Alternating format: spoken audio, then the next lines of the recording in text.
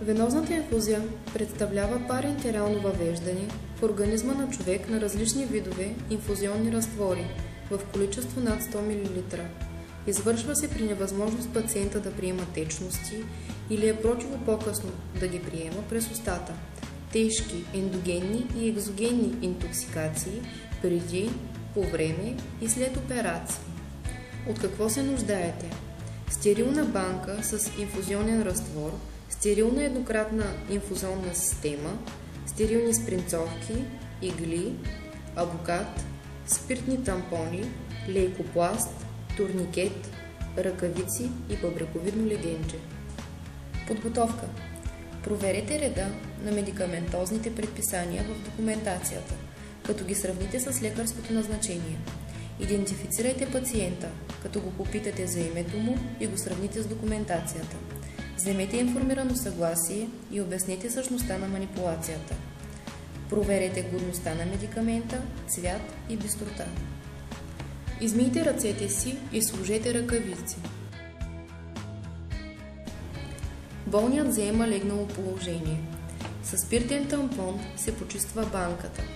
Съчленява се системата с банката и иглата за въздух. Обръща се системата и се напълва 2/3 от контролната камера.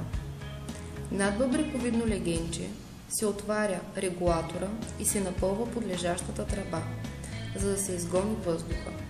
Затваря се регулатора и се предпазва иглата от замърсяване.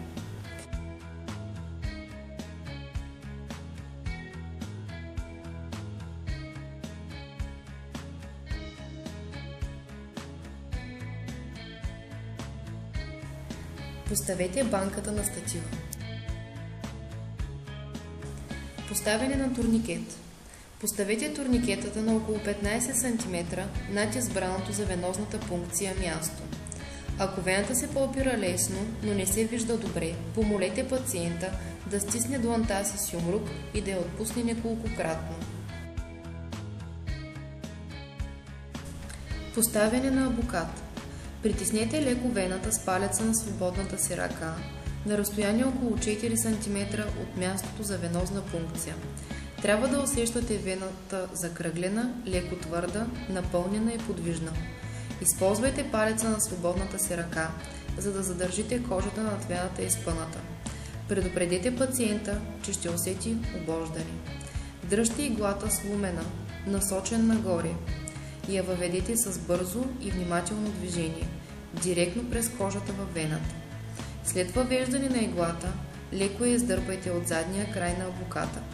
Попаднали сте в кръвоносен съд успешно, когато камерата след издърпване на иглата се напълни с кръв. Махните турникета. С водещата ръка придържайте абуката, а със свободната изкарайте иглата от задния край на абуката, спазвайки стриктно правилата за антисептика и асептика. Стабилизирайте абуката с лейкопласт или специална лепенка.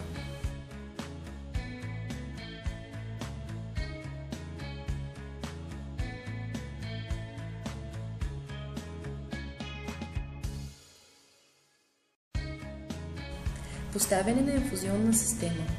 Инжектирайте 5 мл физиологичен серум, за да избегнете запушване на абуката.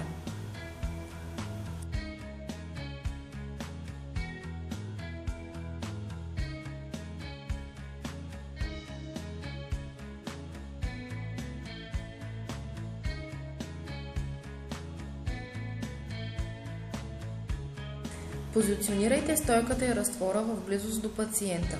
Проверете банката за счупвания, течове и други щети. Сложете стерилна марля под отвора на абуката, за да създадете стерилно поле на работа. Притеснете с един пръст абуката, за да избегнете кървени. Внимателно прикрепете инфузионният катетър към абуката, след което регулирайте капката на прикачената система и наблюдавайте пациента.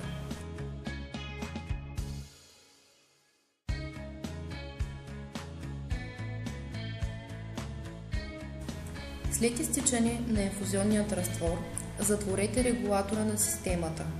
Поставете стерилна марля под отвора на абуката. Притеснете с един пръст абуката, за да избегнете кървени.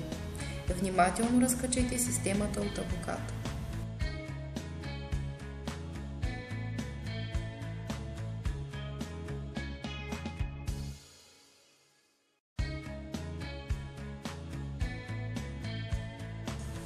Премахване на периферен венозен път. За да премахнете периферният венозен път, първо притеснете абуката и внимателно отлепете превръзката от кожата. Пригответе марля или тампон и лепенка в близост. С едната ръка дръжте стерилен тампон над мястото на пункция, а с другата издърпайте абуката бавно и внимателно, успоредно на кожата. Притискайте пунктираното място с тампон 3-5 минути или до спирането на кървенето. Изхвърлете използваните пособия в пособените за това места.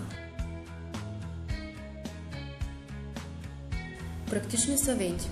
Поставянето на периферен венозен път може да бъде противопоказно в склеротична вена, при наранено или обгорено място за пунктиране.